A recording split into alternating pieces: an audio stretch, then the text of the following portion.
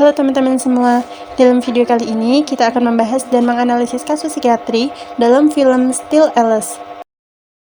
Yang pertama, kita akan membahas mengenai kronologi kasus.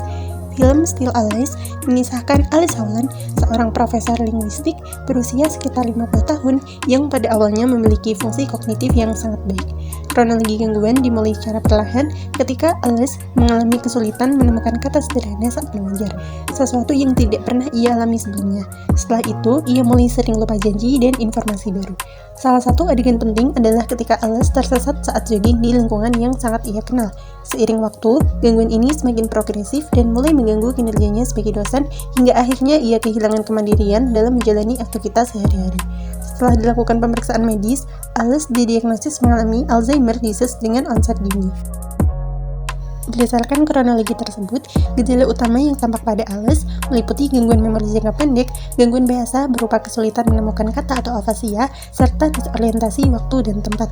Selain gejala kognitif, Alice juga menunjukkan reaksi emosional seperti kecemasan dan kesedihan, terutama ketika ia mulai menyadari penurunan fungsi dirinya. Gejala-gejala ini muncul secara bertahap dan semakin memburuk. Gejala yang dialami Alice berkaitan erat dengan bidang psikiatri karena termasuk dalam kelompok gangguan neurokognitif. Gangguan ini tidak hanya mempengaruhi daya ingat, tetapi juga fungsi bahasa, kemampuan berpikir, emosi, serta fungsi sosial. Dalam film, terlihat bahwa gangguan yang dialami Alice bersifat progresif, menetap, dan tidak disertai gangguan kesadaran, yang merupakan ciri khas gangguan neurokognitif degeneratif. Berdasarkan PBDGJ-3 yang mengacu pada ICD-10, diagnosis yang paling sesuai untuk kasus Alice adalah F00, yaitu demensia pada Alzheimer disease dengan onset dini. Diagnosis ini ditegakkan karena adanya penurunan daya ingat yang disertai gangguan fungsi kognitif lain seperti bahasa dan orientasi dengan kesadaran yang tetap baik. Menurut DSM-5, Alice mengalami penurunan signifikan pada beberapa domain kognitif. Gangguan memori terlihat dari ketidakmampuannya mengingat informasi baru, gangguan bahasa tampak dari kesulitan menemukan kata, disorientasi terlihat saat Alice tersesat di tempat yang familiar.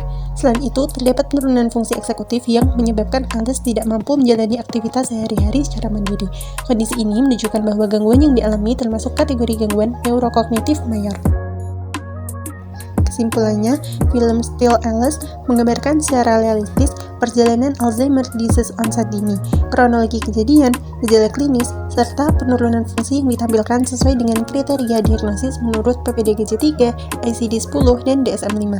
Film ini menegaskan bahwa gangguan neurokognitif tidak hanya berdampak pada memori, tetapi juga pada identitas diri, emosi, dan relasi sosial individu.